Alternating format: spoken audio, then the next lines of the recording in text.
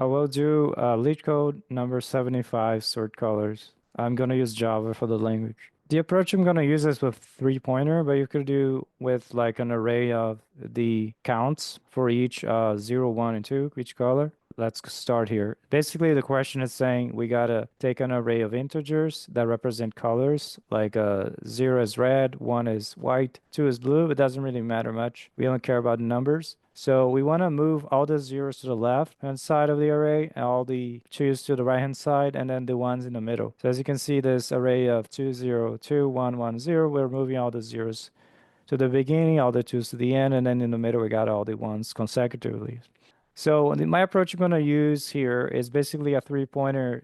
So I'm going to have a pointer to say, okay, let's call it I. I want I to be the pointer that will be the position of the next number that should be position 0.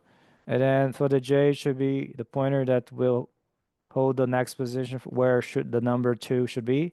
And then in the array, we're going to traverse with a pointer that we'll call k.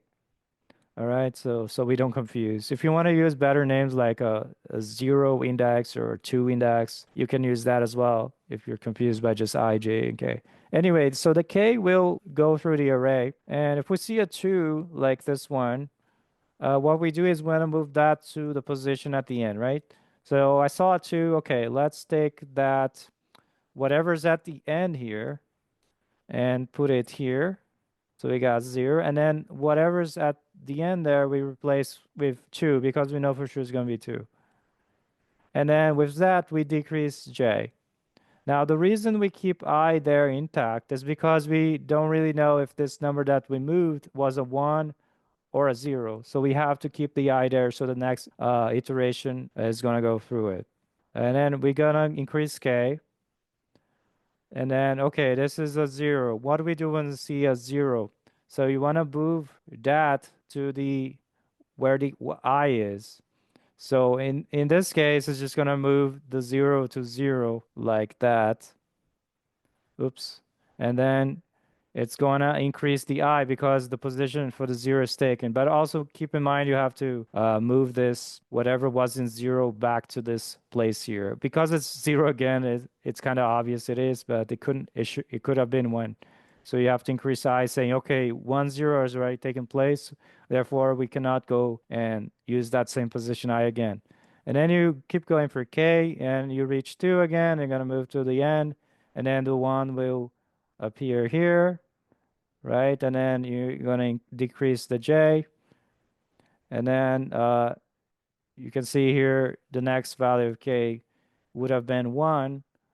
And 1 in this case is going to basically stays there. And then you notice that the k in this case is equal to the j. So we're going to do like a condition, keep going as long as the last n are equal to. So you keep there the same. Anyway, enough of that. Let's jump right into it. So we're going to go here and let me make I, which will be the position for the 0, initialized to 0. And we'll make the j position for the 2, which will be at the end, which is basically the last element is nums, the length, minus 1. And then we're going to have the k, which will traverse the array starting from 0. Then I'm going to make a while loop. The k, which is the iterating variable, while that's less than or equal to the j, we're going to do the stuff. So if I find, if I look at nums at k, be careful the variables here. Should be k, the iterating variable.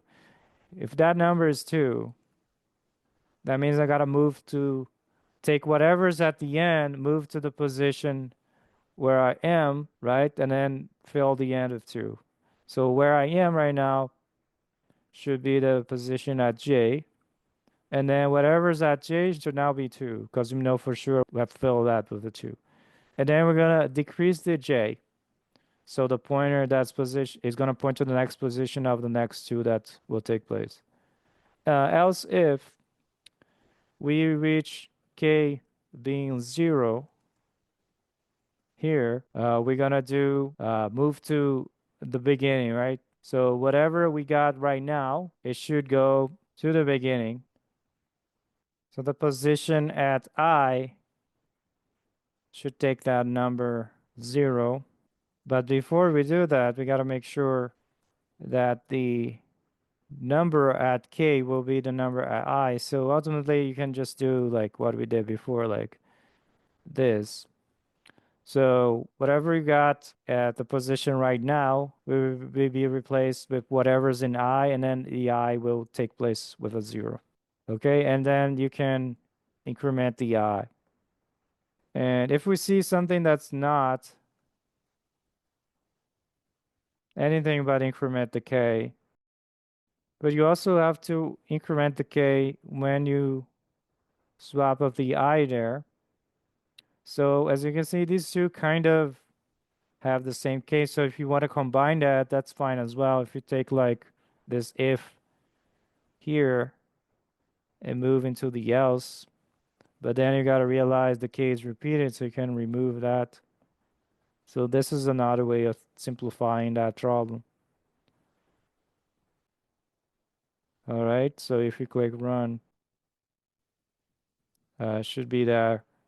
You want to do submit because probably there'll be a lot more other cases that you might want to consider. For example, before submit, I recommend you add some test cases here. For example, what if I had just 0, uh, and then what if I had just 1? What if I had just 2? And then you want to maybe do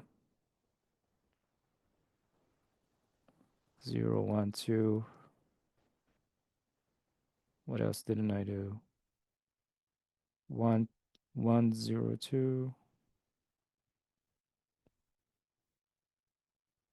Just in case, so you don't lose the submission. Oops, I clicked submit. Should have been run, but anyway. Click run. Yeah, so those test cases also pass. All right, so that's it. I hope you like this one, and I'll see you in the next one. Hey, thank you for watching. If you like this content, please consider making a donation so I can keep doing this for you. I'd really appreciate that if you could donate. All right, thank you so much, and I'll see you in the next one.